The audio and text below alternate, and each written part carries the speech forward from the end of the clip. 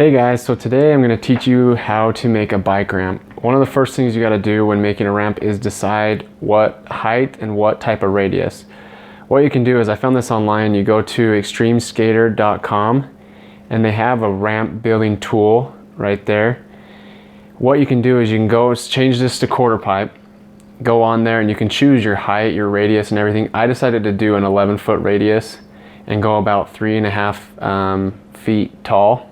And then I want that deck length to only be 0. What that does is it draws it out for you. It kind of gives you a look of how long it's going to be, estimated height and length, and then also it teaches you kind of how to cut the wood out of the board. So it's pretty cool. You can play with it and do different radiuses like this. You know, we'll change it a little bit, or you can go real crazy,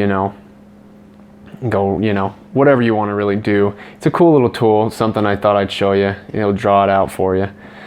So after you decided what height and what radius you want, you need to mark it out on the sheet of plywood. What I did was, from the bottom of the ramp, I did 11 feet up, straight up, and then what you do from there is you grab a pencil and from the end of the board you drag all the way up to the top of the ramp. You might need to play with this a little bit to make it work, but for the most part that should be how you get it done. I had to draw a few lines to get what I wanted. Take a look at it and see if it works out. If not, redraw your line. After you've marked your board, grab a saw and cut out the transition. This should be fairly simple. Just make sure it's off the ground so that you don't cut anything. After you cut out your one side, flip it over on the other side of the board and trace it out. This will make sure that you have exactly 2 pieces that are exact same. After it's been traced, cut out your second piece.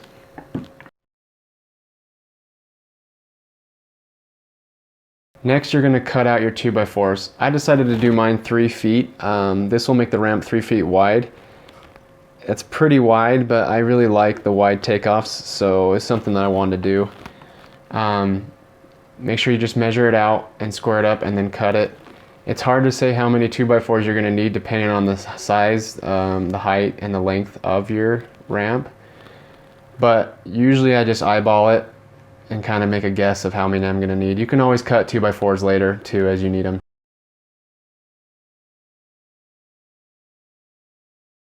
Something cool I found at Home Depot were these little metal angle iron things. I don't know if they're used for 2x4s, but what I've noticed when I've built ramps in the past is the front corners tend to get really beat up.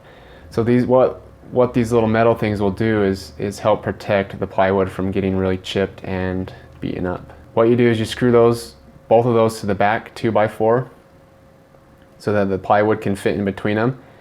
And then all you do is you screw the 2 plywoods together into the 2x4. After you screwed in the back, you need to screw a 2x4 in the front. Usually you're going to use 2 or 3 screws in this. Make sure everything's lined up and level before you screw anything in. Next, put a 2x4 at the top of the transition. When it's all level, screw it in on each side with 2 screws. Next, screw a brace into the middle so that the ramp has some support. Now you're going to place braces down your transition. This depends on what you want to do. It's kind of your opinion. I did one roughly every 1.5 feet or so, so it ends up being a total of 3 in the middle. Really just depends on how strong the wood is you use. Next, put a brace in the middle on the back end. This will help support it. This next part is very important. You probably noticed that the ramp is really wobbly, or maybe even like leaning to one side. What you're going to do is grab a smaller piece of board and from the bottom 2x4 in the back, put 1 or 2 screws in it in one corner and then line it up with the middle brace. What this is going to do is it's going to support the ramp from leaning one way or the other and stabilize it a bunch.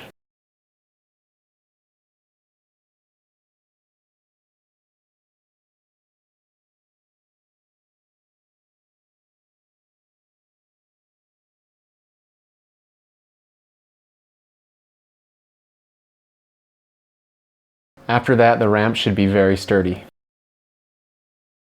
All you have left to do is put the plywood on top.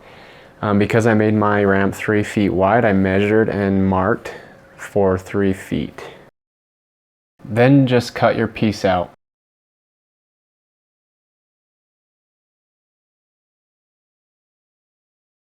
Lastly, just grab your board and put it on top. You're going to want to use a lot of screws here to screw it down into the studs. Also, use your weight so that the board will bend down with the transition. With enough weight, enough power, and enough screws, this should be able to mold right in there. You might need to mess with the length of your board a little bit. It's hard to say how long it's going to be. I used 8 feet and it was a little short. I ended up having to put a little bit more on there. It's real easy to add length if you need to. All you need to do is make sure that the top of your new board is matched up with a stud. That way you can screw the top of the new board into a stud and let the length of the board run down. You might have to play with the length a little bit to get it just right. That's it. If you have any questions or comments, let me know. This was a fast tutorial, but it is pretty easy to do. Any questions, just let me know. I can help you out.